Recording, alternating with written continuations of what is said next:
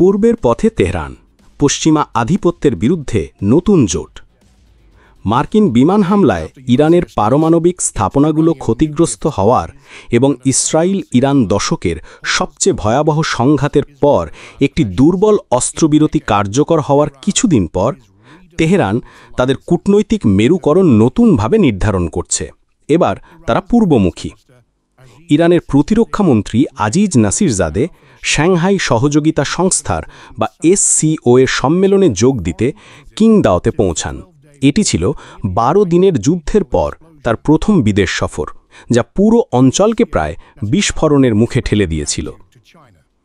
SCO সম্মেলনে তিনি চীনকে ইরানের বৈধ অবস্থানের প্রতি সহানুভূতি ও সমর্থনের জন্য কৃতজ্ঞতা জানান এবং বেইজিংকে অস্ত্রবিরতি রক্ষা করতে আরও বড় ভূমিকা পালনের আহ্বান জানান।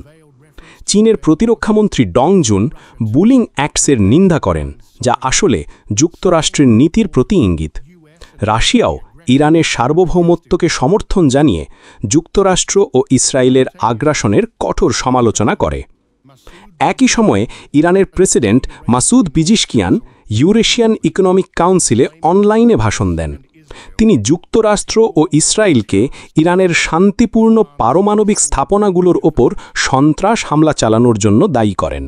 তিনি বলেন, এই ভীষণ আক্রমণগুলি বৈশ্বিক নিয়মের সরাসরি লঙ্ঘন। যদি আমরা প্রতিবাদ না করতাম, তাহলে পুরো অঞ্চল একটি পূর্ণাঙ্গ যুদ্ধে জড়িয়ে পড়ত। তিনি আরও বলেন, মাননীয়গণ, আপনারা জানেন জায়নবাদী শাসন 2025 সালের 30 জুন ইরানের ওপর একটি ভয়াবহ হামলা চালায়। এগুলি ছিল সন্ত্রাস হামলা। যুক্তরাষ্ট্র ও জায়নবাদী ইসরায়েলের ইরানের পারমাণবিক স্থাপনাগুলোর ওপর হামলার সদিচ্ছার কারণেই এই হামলা চালানো হয়। আমাদের এই শান্তিপূর্ণ পারমাণবিক সাইটগুলো আন্তর্জাতিক আণবিক শক্তি সংস্থার পূর্ণ নিয়ন্ত্রণে ছিল, তবুও সেগুলোর ওপর হামলা চালানো হয়। এই হামলা জাতিসংঘ নিরাপত্তা পরিষদ দ্বারা সুরক্ষিত পরমাণু অস্ত্রবিরোধী চুক্তিরও লঙ্ঘন। তিনি বলেন, ওই হামলার সময় ইরানের সেনাবাহিনীর সদস্যদের সেবাস্থানের বাইরে অবৈধভাবে টার্গেট করা হয়। শিক্ষাবিদ এবং সাধারণ নাগরিকদের উপরও আক্রমণ চালানো হয়। পিজিশকিয়ান আঞ্চলিক মিত্রদের ধন্যবাদ জানান এবং ব্যবসা, প্রযুক্তি, শক্তি এবং যৌথ ব্যাংকিং ব্যবস্থার মাধ্যমে পশ্চিমা নিষেধাজ্ঞা পাশ কাটানোর আহ্বান জানান। চীন এর আগে এই হামলাগুলোকে আন্তর্জাতিক পরমাণু নিরস্ত্রীকরণ ব্যবস্থার ওপর আঘাত বলে উল্লেখ করেছিল। এখন চীন ও রাশিয়ার একযোগে সমর্থনের মাধ্যমে ইরানের কূটনৈতিক রূপরেখা স্পষ্ট হয়ে উঠেছে। তেহরানের কাছে SCO এবং ইউরেশিয়ান ব্লক কেবল কূটনৈতিক প্ল্যাটফর্ম নয়, বরং তারা সুরক্ষার আশ্রয়স্থল। ইরান এখন খোলাখুলিভাবে চীনের প্রেসিডেন্ট শি জিনপিং এবং রাশিয়ার প্রেসিডেন্ট ভ্লাদিমির পুতিনের পশ্চিমা আধিপত্য বিরোধী দৃষ্টিভঙ্গিকে সমর্থন দিয়েছে।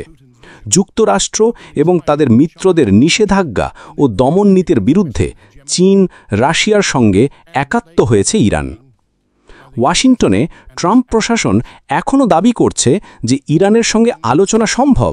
তারা বলছে, বর্তমানে আমরা ইরানের সঙ্গে কূটনৈতিক পথেই আছি।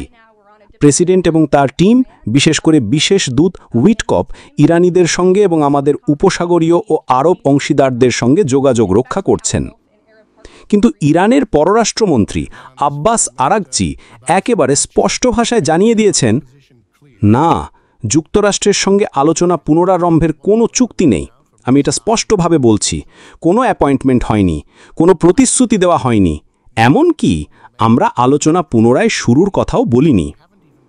তেহরানের বার্তা পরিষ্কার, চীন ও রাশিয়া সমর্থন দেয়, বোমা বর্ষণ নয়। আর এটাই এখন ইরানের পছন্দের জোট। And that's the partnership Iran now prefers.